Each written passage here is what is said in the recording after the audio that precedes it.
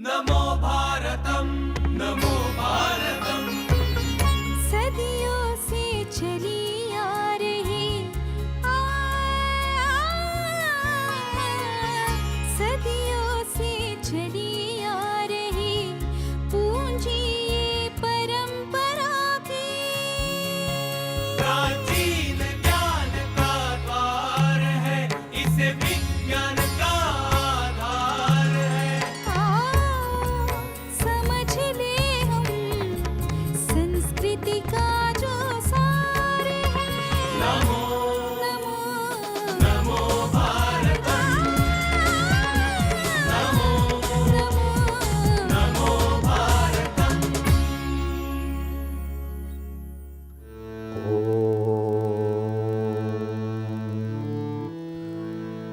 ओम स्वरूपाय नमः।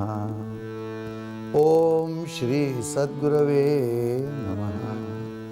ओम नमो भारतम। मना सज्जना भक्तिपंथेचे जावे, तरी श्री हरी पाविजे तो स्वभावे। जनी निंद्यते सर्व सोडून द्यावे, जनी वंद्यते सर्व भावे करावे। मनवा मेरे भक्ति पथ पर ही चलना, फिर होगा प्रभु को स्वयं तुमसे मिलना। जो निंद्य हो तुम उसे त्याग देना, तथा वंद्य से लीन हो काम लेना। जय जय रघुवीर समर्थ। नमस्कार। मनाचे श्लोक। श्लोक का मतलब है जो कुछ मन के बारे में बोलना है, वो एक कविता की दृष्टि से, कविता के फॉर्म में श्लोक जो है कविता का एक ऐसा पैटर्न, उसमें कहा जाता है। समर्थ श्री रामदास स्वामी जी ने ये बात ध्यान में लेकर ये सब श्लोक लिए हैं। और श्लोक का एक अच्छा फायदा क्या है, बच्चा भी उसको जबानी कर सकता है, बोलने में आसान।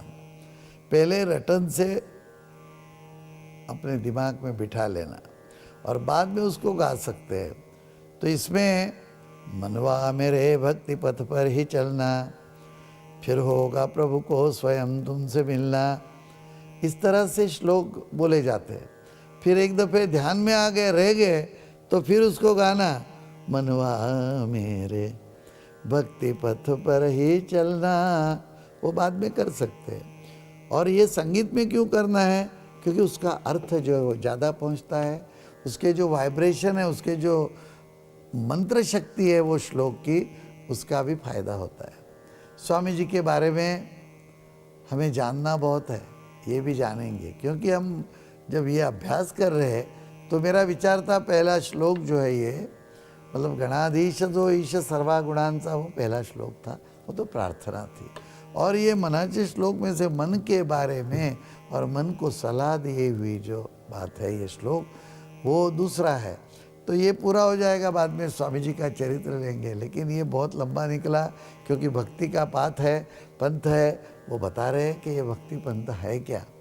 लोग ये ना समझे कि भक्ति पथ का मतलब है तुलसी की माला या रुद्राक्ष की माला, कोई ये क्या बोलते हैं इसको, स्फटिक की माला डालकर, या कोई चंदन तिला करो या काला बुक्का लगाओ, ये सब करके टोपी पहनो या बाल बढ़ाओ। ये भक्ति का कोई मतलब नहीं था।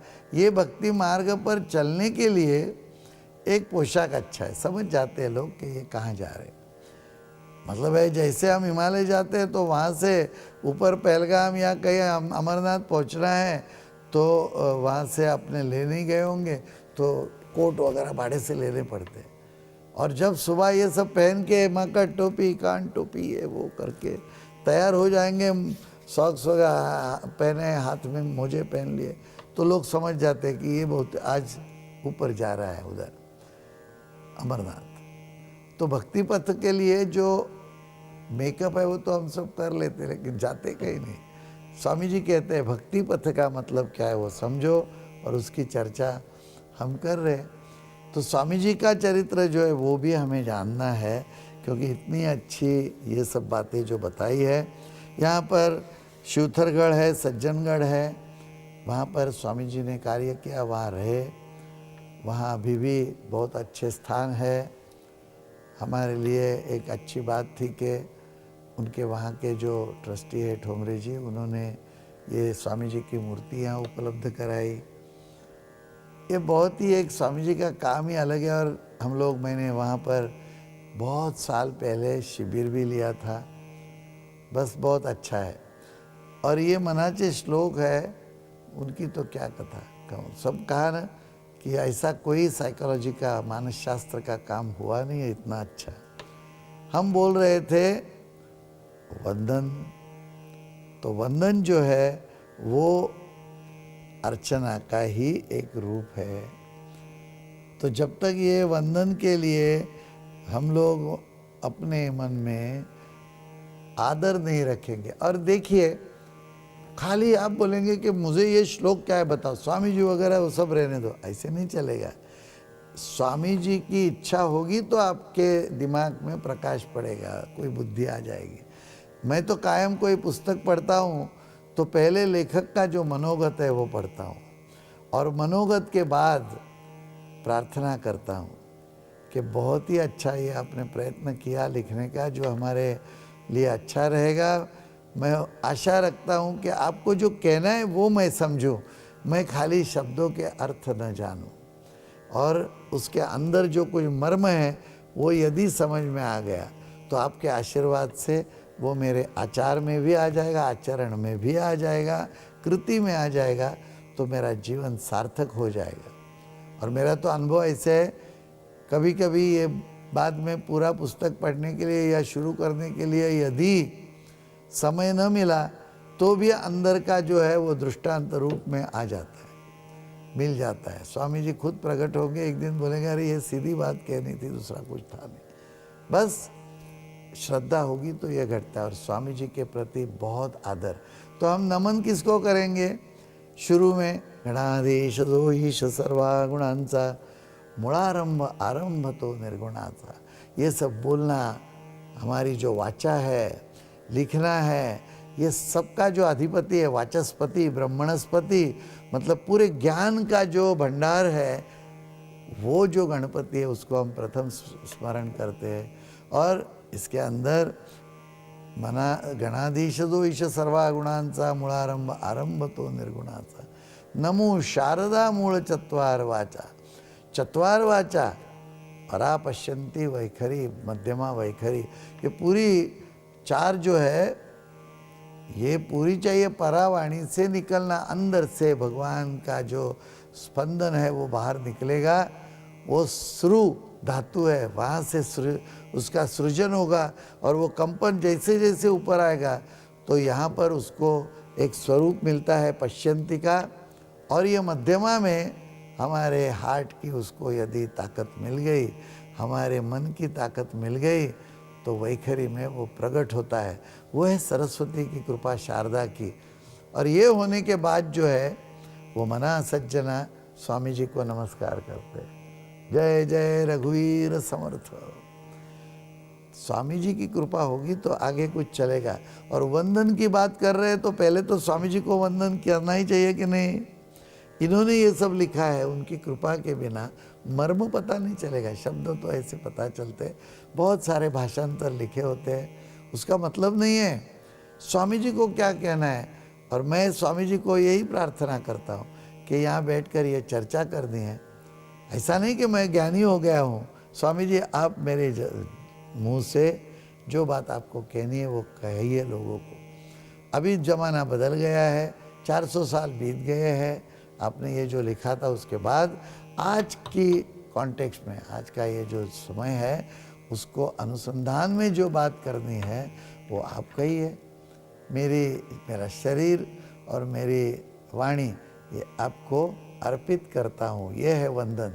सामने वाले को पूरा अर्पण कर लिया तो ही आगे कुछ होगा। और इसमें एक बात है कि विश्व की तरफ हम जब देखते हैं तो निसर्ग इतना बड़ा है, उसकी ताकत जब हम देखते हैं तो समझते हैं कि हम कुछ है नहीं। और अभी देखो ना, कहाँ जहाँ जहाँ कोई लास्ट गए साल वहाँ केदारनाथ में प्रलय हो गया। 2-4 महीने पहले मैं वहाँ गया था। ऐसे भी वहाँ का जो निसर्ग है उग्र स्वरूप है। सचमुच शिवजी जो है वो उग्र स्वरूप है, तो वैसे वो उग्र स्वरूप ही है, कुछ टिकेगा नहीं वहाँ पर। भस्मधारित दिगंबर अवस्था में भगवान खड़े हैं वहाँ। और ऐसा जो स्थान था, उधर जो कुछ मनुष्य ने गलतियाँ की, कुछ उल्टा पुल्टा करके शिव जी को बांधने की कोशिश की, तो निसर्ग ने, मतलब शिव जी ने सबको ढकेल दिया, चल निकलो, साफ करो और अच्छी तरह से बनाओ कुछ भी। कुछ जब ये सब हुआ तो इतना हृदय ऐसे, कुछ 2-4 दिन सोचता ही नहीं था कि हो क्या रहा है और हुआ क्या, कितने लोग मर गए। कोई मनुष्य की कीमत नहीं निसर्ग के सामने।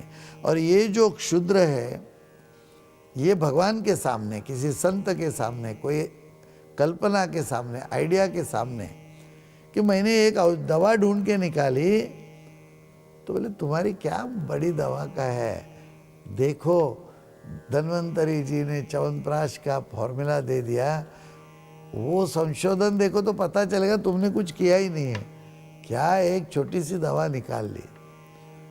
तो ये हमारी क्षुद्रता जो है, वो क्षुद्रता जो है वो जब हमारे समझ में आती है कि भगवान के सामने मैं कुछ नहीं हूँ, तो सचमुच का वंदन होता है।